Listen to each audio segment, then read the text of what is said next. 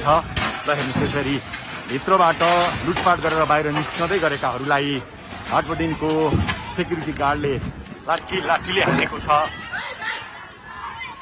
बाहिरबाट ढुङ्गामुढा भित्र धेरै मानिस घुसेको अनुमान गर्न सकिन्छ। यो हुनु पक्कै पनि राम्रो होइन। फ्रिज लिएर हिँड्दैछन्। ल हेर्नुहोस् आइसक्रिमको डिप फ्रिज तानेर आन्दोलनकारीहरू अगाडि बढ्दै गरेको यो दृश्य हामीले देखाएका छौँ। हामीले फ्रिजभित्र भएको आइसक्रिम खोसाखोस भइराखेको अवस्था छ। निकै नै आतंकित अवस्था छ। मान्छे धेरै घाइते छन्। भित्र छिरेकाहरू यसरी सामान बोकेर हातमा सामान बोकेर बाहिरिँदै गरेको दृश्य हामीले देखाइरहेका छौँ। क्रेटका क्रेट फलफुल बाहिर निकालेर आन्दोलनकारीहरू फलफुल खाँदैछन्। यसले पक्कै पनि बङ्गलादेशको झल्को दिएको छ, विदेशको झल्को दिएको छ। स्वागतका लागि राखिएको यो घडा हेर्नुहोस् मेन सडकमा फालिएको छ। फलफुलका क्रेटहरू बाक्साहरू यसरी फालिएको छ र प्रहरी आइपुगेको छैन। शोकेसहरू यसरी तोडफोड भइराखेको अवस्था छ।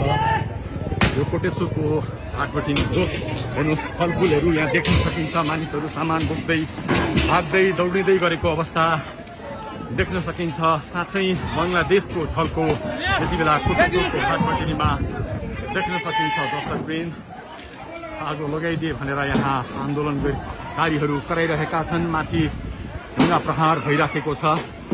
यो कोटेश्वरको हाटबटिनीको दृश्य हो। दर्शकवृन्द सोच्दै नसोचेको अप्रिय अवस्था। प्रहरी अहिलेसम्म हाटबटिनीमा आइपुग्न सकेको छैन। पार्किङमा राखिएको गाडी यस्तो अवस्था छ। फलफुल यत्रतत्र सर्वत्र देख्न सकिन्छ। हेर्नुहोस् अगाडिपट्टि थुप्रो मात्रामा क्रोशित युवाहरू आन्दोलनकारीहरूको उपस्थिति देख्न सकिन्छ। प्रहरी लगभग निष्क्रिय अवस्थामा प्रहरीले यो क्षेत्रलाई आफ्नो नियन्त्रणमा राख्न सकेको छैन। प्रहरीले नियन्त्रण गुमाएको अवस्थामा स्याउ सुन्तलाले हाटबटिनीमाथि आक्रमण भइराखेको छ। अहिलेको अवस्था निकै नै गम्भीर छ, भयावह अवस्था छ। आश्चर्य लाग्यो दर्शकवृन्द, आश्चर्य लाग्दो दृश्य हामी तपाईँलाई देखाइरहेका छौँ। कोटेश्वरको हाटबटिनीमा कोही बियर बोकेर निस्किएका छन्, कोही हुस्की बोकेर निस्किएका छन्, कोही फलफुल बोकेर निस्किएका छन्। अकल्पनीय दृश्य हामी देखिरहेका छौँ। ल हेर्नुहोस् रुसलान भुड्का बोकेर हिँडिरहेका छन्, फलफुल बोकेर हिँडिरहेका छन्। ओहो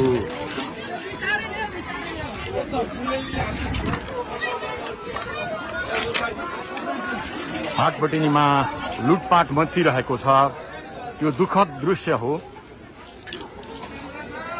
व्यवसायी सुरक्षित छैन। दुर्गा बसाईले भन्थे यहाँ कोही सुरक्षित छैन।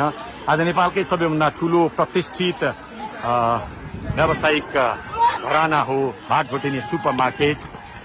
यो पनि लुटपाटको शिकार भएको छ, निशानामा परेको छ।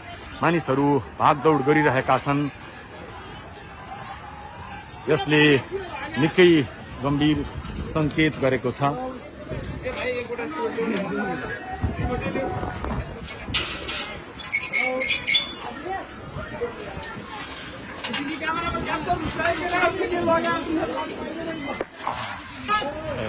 सेक्युरिटी गार्डले लाठीचार्ज गरेको छ।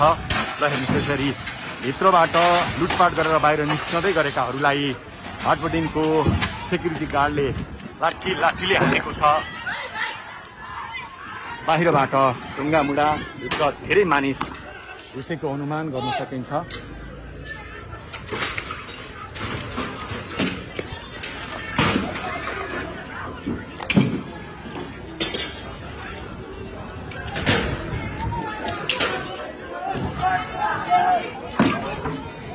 दर्शकवृन्द निकै नै अप्रिय अवस्था, डरलाग्दो अवस्था हाटबटिनी क्षेत्रमा देख्न सकिन्छ।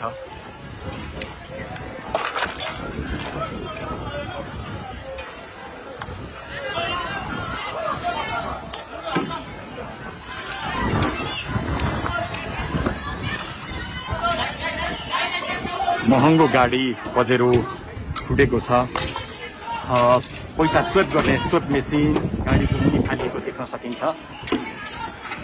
निकै नै आतंकित अवस्था छ। मान्छे धेरै घाइते छन्। भित्र छिरेकाहरू यसरी सामान बोकेर हातमा सामान बोकेर बाहिरिँदै गरेको दृश्य हामीले देखाइरहेका छौँ।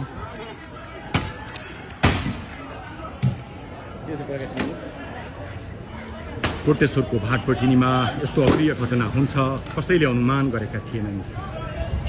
आन्दोलनकारीको जत्था भाटपटिनीभित्र प्रवेश गरिसके पछाडि यति बेला अप्रिय अवस्था बनेको हो।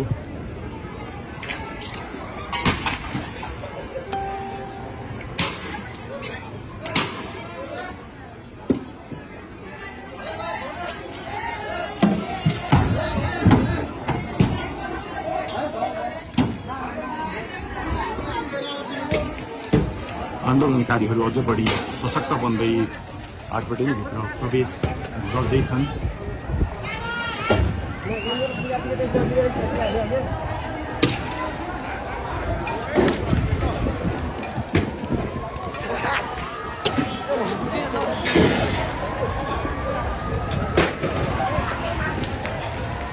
दौड मचिएको छ। निकै ठुलो मात्रामा मानिसहरू भित्र छिरेको अनुमान गर्न सकिन्छ। दर्शकले निकै ठुलो मात्रामा आन्दोलनकारीहरू भित्र छिरेको हुन सक्ने अनुमान गरिन्छ। माथिबाट भाटपटिनीका कर्मचारीहरू हेर्दैछन्। यद्यपि यहाँ आन्दोलनकारीहरू पसेको धेरै समय भइसके पनि सुरक्षाकर्मी निरीह जस्तै देखिएको छ। सुरक्षाकर्मी आउन सकेको छैन। कोटेश्वरको भाटपटिनी क्षेत्र तनावग्रस्त अवस्था छ। यसले निकै ठुलो र गम्भीर सन्देश दिएको छ। राष्ट्र गम्भीर क्षणमा गम्भीर सङ्कटमा पसेको प्रमाणित भएको छ। दर्शकवृन्द, प्रहरी निकै अगाडि छ, तर थोरै मात्रै अगाडि छ। 500 मिटर अगाडि छ प्रहरी। यसतर्फ आउन आँट गरिरहेको छैन। प्रहरीले पनि कतै आन्दोलनकारीहरूसँग डराएको हो कि भन्ने